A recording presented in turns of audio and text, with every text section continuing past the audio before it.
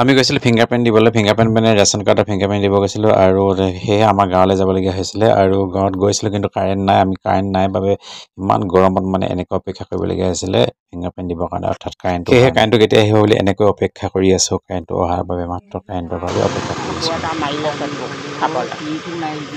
এনেকৈ মৰম কৰি দিয়ক অকণমান ভালে আছে এতিয়া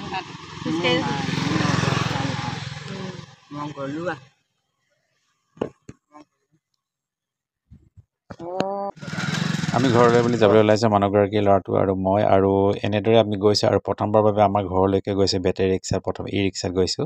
আৰু ভাল লাগিছে খুবেই ভাল লাগিছে আৰু ভাড়াটো অলপ কম পৰিছে এনেকৈ আমি ঘৰলৈ বুলি গৈ আছোঁ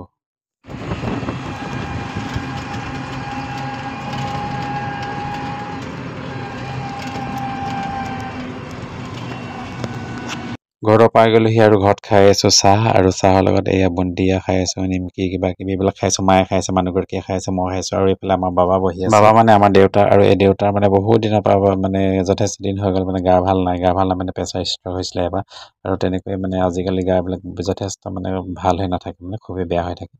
সেয়েহে বেয়াও লাগে দেউতাৰ কাৰণে আপোনালোকৰ পৰা আশীৰ্বাদ বিচাৰোঁ দেউতা যেন সদায় সুস্থ হৈ থাকে তাকে তথাপিও কেইমাহমানৰ পিছত লগ পাইছোঁ মা দেউতাক আৰু এনেকৈ ভাল লাগিছে আৰু সকলোৱে মিলি চাহ খাই আছোঁ এনেকৈ দেউতাই বোলে ভাত খাইছিলে অলপ আগত সেয়েহে চাহ খোৱা নাই আৰু চাহ মই আৰু মই মানুহগৰাকী মা আৰু আমি খাই আছোঁ আমাৰ বোৱাৰীকেইগৰাকীৰ লগতে আৰু ল'ৰা আৰু মই পিছফালে আহিছিলোঁ পিছফালে আহোঁতে পটককৈ ফুল কেইজোপামান মানে চকুত পৰিলে আৰু আপোনাৰ পৰা দেখাইছোঁ এয়া চাওকচোন বিছা নিচিনা ফুল এয়া ফুলি আছে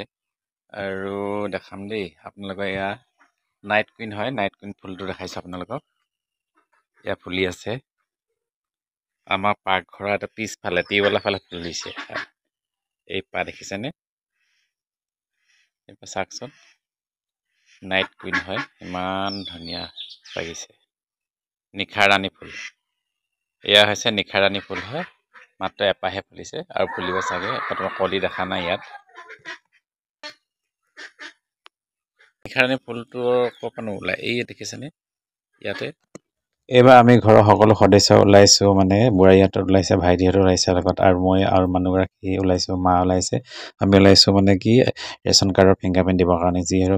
ৰেচন কাৰ্ড মানে ভৱিষ্যতলৈ বহুত প্ৰয়োজনীয় হ'ব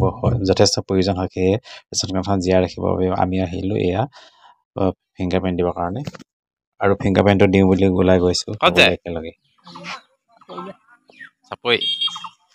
ৰেচন কাৰ্ডৰ ফিংগাৰপ্ৰিণ্ট দিবলৈ আহিবলৈ দেখাবলৈ ইয়াত কাৰেণ্ট নাই আৰু এনেকৈ অচল হৈ পৰি আছে মেচিন আৰু এনেকৈ আমি অপেক্ষা কৰিবলগীয়া হ'ব আৰু অপেক্ষা কৰিবতো লাগিবই কিয়নো আমি আহিছোঁ আৰু দি যাবই লাগিব সেয়ে আমি অপেক্ষা কৰি আছোঁ দিম বুলি মানে ফিংগাৰপ্ৰিণ্ট দিম বুলি যদিও গৰম মানে এনেকৈ বহিয়ে আছোঁ তথাপিও উপায় নাই অৱশেষত যেনিবা কাৰেণ্ট আহিল দেই হে ভগৱান ৰক্ষা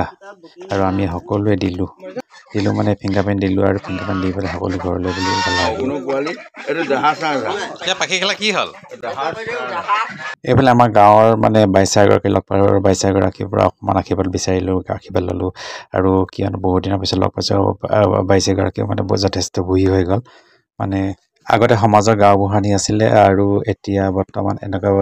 বয়স যথেষ্ট হৈছে সেয়েহে মানে সকামলৈ যাবলৈ অসুবিধা হয় বাইচাৰগৰাকী ভগৱানে যেন কুশলে ৰাখক তাকে কামনা কৰিলোঁ ভগৱানৰ ওচৰত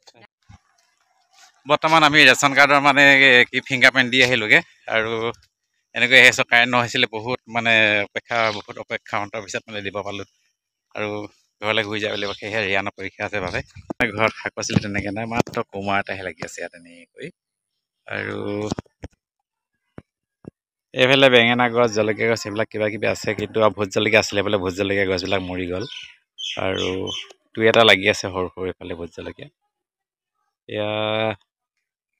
ধৰিব পৰা নাই চাগে ইয়ালৈকে গছজোপা ওলাইছে আৰু এইফালে অলপ দীঘল জলকীয়া গছ আছে আৰু এইফালে আছে এৰা গছ এজোপা আছে ইয়াতে এজোপা কমলা লাগে আৰু